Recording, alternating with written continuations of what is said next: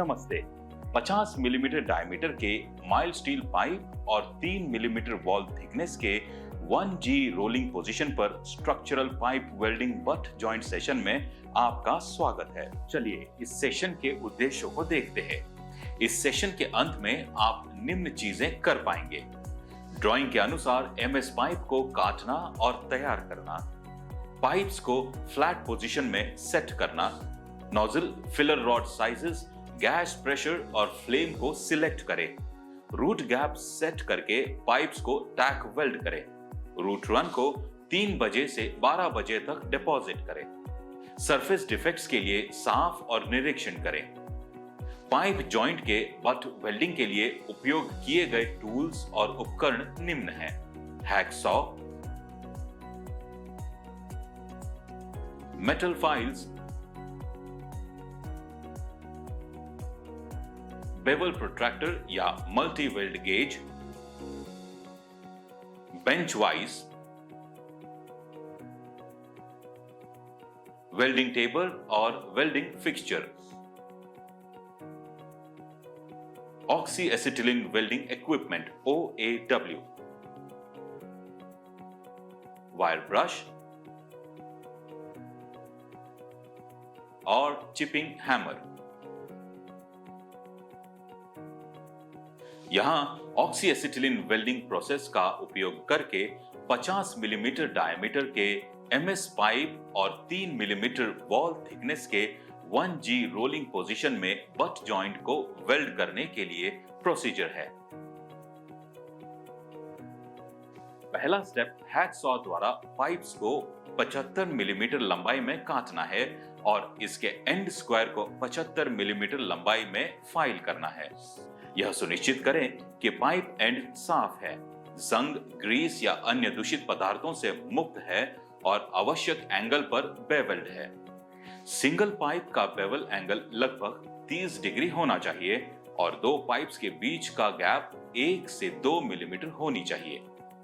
Pipes को clamp करें और दो पाइप एक्सिस को 1G पोजीशन में अलाइन करें ताकि वेल्डिंग फिक्सचर या वेल्डिंग टेबल का उपयोग करके जॉइंट हॉरिजॉन्टल पोजीशन में हो। वेल्डिंग टॉर्च, ऑक्सीजन और एसिटिलीन सिलेंडर्स और रेगुलेटर सहित OAW इक्विपमेंट को सेट करें। अब नंबर 5 नोजल को फिक्स करें। 1.6 मिलीमीटर डायमीटर वाली CCMS फिलर रॉड का चयन करें और दोनों गैसेस के लिए 0.15 किलोग्राम प्रति सेंटीमीटर वर्ग प्रेशर सेट करें। वेल्डिंग प्रोसेस शुरू करने से पहले उचित पर्सनल प्रोटेक्टिव इक्विपमेंट पहनना सुनिश्चित करें। पहले न्यूट्रल फ्लेम सेट करें, फिर पाइप्स के बीच 1.5 मिलीमीटर रूट गैप रखकर 3 स्थानों पर टैक वेल्ड करें जो 120 डिग्री की दूरी में हो। अब पाइप सर्कमफ्रेंस को 4 सेगमेंट्स में डिवाइड करें। इसके साथ यह सुनिश्चित करें कि पाइप को फिक्सचर पर हॉरिजॉन्टली रखा गया है। 3 o'clock पोजीशन से शुरू होकर 12 o'clock पोजीशन तक रूट रन डिपॉजिट करें जो उचित ब्लो पाइप और फिलर रॉड एंगल्स का उपयोग करके पहला सेगमेंट है। एक कंसिस्टेंट वेल्डिंग स्पीड और फिलर मेटल डिपोजिशन रेट बनाए रखें। अब पहले सेगमेंट के रूट रन के अंत को 3 o'clock पोजीशन में लाने के लिए पाइप जॉइंट को क्लॉकवाइज डायरेक्शन में घुमाएं। पहली तिमाही की तरह दूसरी तिमाही के सेगमेंट के लिए रूट रन को वेल्ड करना जरूरी है। इसी तरह तीसरे और चौथे सेगमेंट के रूट रन को पूरा करें। पूरे रूट रन के दौरान रूट में एक की होल बनाकर रूट पेनिट्रेशन सुनिश्चित करें। स्टील वायर ब्रश से रूट रन को साफ करें। अब नंबर 5 नोजल को फिक्स करें। 2 मिलीमीटर डायमीटर वाली CCMS फिलर रॉड का चयन करें और 0.15 किलोग्राम प्रति सेंटीमीटर वर्ग गैस प्रेशर सेट करें। न्यूट्रल फ्लेम सेट करें और V फेसेस को ठीक से फ्यूज करने के लिए ब्लो पाइप पर थोड़ी सी V विंग का उपयोग करके सेकेंड रन डिपॉजिट करके V ग्रूव भरें।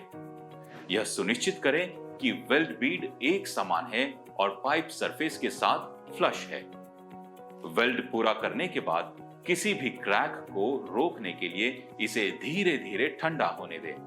अंत में क्लैंप्स को निकालने और अन्य डेब्री या स्लैग को निकालने के लिए वेल्ड को वायर ब्रश से साफ करें। चलिए चर्चा किए गए मुख्य पॉइंट्स का पुनर्कथन करें। हैकसॉ द्वारा पाइप्स को 75 मिलीमीटर लंबाई में काटें और इसके एंड स्क्वायर को 75 मिलीमीटर लंबाई में फाइल करें। पाइप्स को 1G पोजीशन में क्लैंप करें। पाइप्स के बीच 1.5 मिलीमीटर रूट गैप रखकर 3 स्थानों पर टैक वेल्ड करें जो 120 डिग्री की दूरी में हो।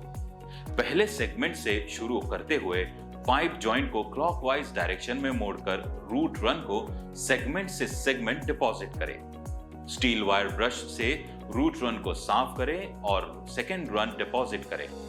यह सुनिश्चित करें कि वेल्ड बीड एक समान है और वायर ब्रश से वेल्ड को साफ करें। हम अब इस सेशन के अंत तक पहुंच गए हैं।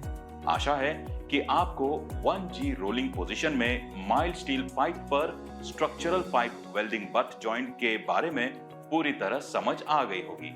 अगले सेशन में मिलते हैं।